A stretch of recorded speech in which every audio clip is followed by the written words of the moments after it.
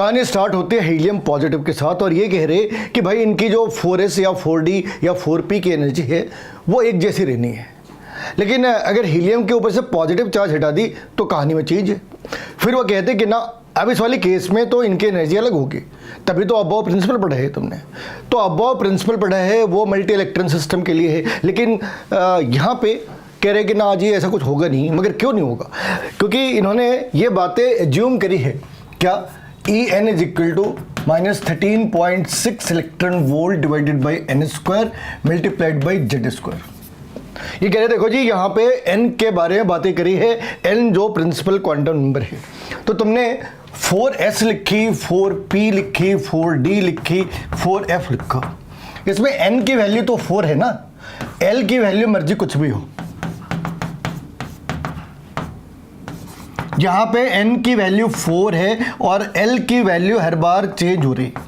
लेकिन अगर बोस के फॉर्मूलों की तरफ देखें तो बोस के फॉर्मूले में ये बात बिल्कुल क्लियर है कि यहाँ पे n की जगह है, n के लिए स्पेस है, l के लिए कोई स्पेस है ही नहीं। तो ये बातें सही है कि आप चाहे 4d की बात कर लो, 4f की बात कर लो, आपकी मर्जी जो भी कर लो, एनर्जी उसके बराबर होनी है, क्योंकि इस वाली जगह पे आपने बार बार क्या लिखना है, 4 होल स्क्वायर।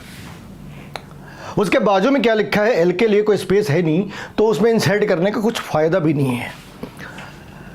और फिर यहाँ पे उन्होंने बातें करी कि ये प्रिंसिपल क्वांटम नंबर के ऊपर ही डिपेंड करते हैं।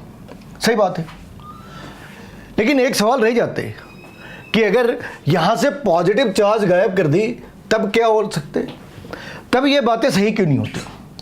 तो आंसर ये है, जैसे ही तुमने मल्टी इलेक्ट्रॉन सिस्टम की बात करी, बोस थ्योरी पैरालाइज हो जानी है। अगर मल्टी इलेक्ट्रॉन सिस्टम के बारे में बात करी तो बोस थ्योरी ने खुद को पैरालाइज सा महसूस करना है। तो फिर यहाँ पे हैमिल्टन ऑपरेटर नाम तो सुना होगा। ये हैमिल्टन ऑपरेटर ये काम करता है। तो ये वेव फंक्शन है, ये एनर्जी है, ये वेव फंक्शन है। इसके ऊपर में श्रोडिंगर वेव इक्वेशन बना रखी है। श्रोडिंगर वेव इक्वेशन अगर तुम्हें समझ नहीं आती तब भी कोई बात नहीं, यहाँ पे हम इसे इस वाले फॉर्म में लिखते हैं EI प्लस E और जो लेटेड भी x। ये है सिंगल इलेक्ट्रॉन सिस्टम और ये पार्ट है इंटर इलेक्ट्रॉनिक रिपल्सन को, इंटर इलेक्ट्रॉनिक रिपल्सन, ये पार्ट इंटर इलेक्ट्रॉनिक रिपल्सन को हमने जब कंसीडर करा तब की ये कहानी है। क्या इन दोनों के बीच भी कुछ है? अगर इन दोनों के बीच का एक पार्ट निकाले तो उस पार्ट को ऐसे लिख सकते हैं, En इज इक्वल टू सब कुछ पहले जैसा 13.6 इंटू जेड स्क्वायर।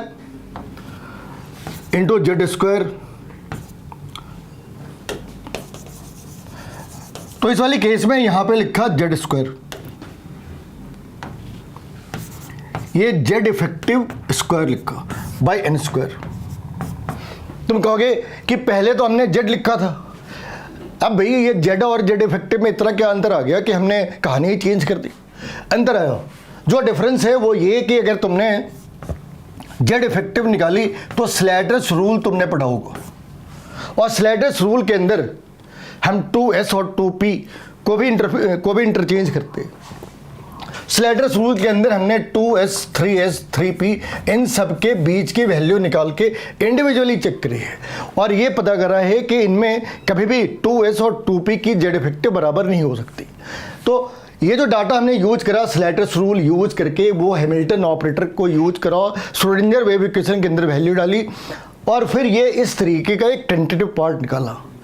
तो कई बार लोग रट्टा मार लेते हैं कि जहाँ पे सिंगल इलेक्ट्रॉन सिस्टम है वहाँ पे n के ऊपर चीज़ें डिपेंड करती है, 6s और 6f इन सबकी एनर्जी बराबर होनी है। लेकिन जहाँ पे मल्टी इलेक्ट्रॉन सिस्टम है वहाँ पे ये कॉन्सेप्ट काम क्यों नहीं करता, इसके बारे में लोग साइलेंट हो जाते हैं।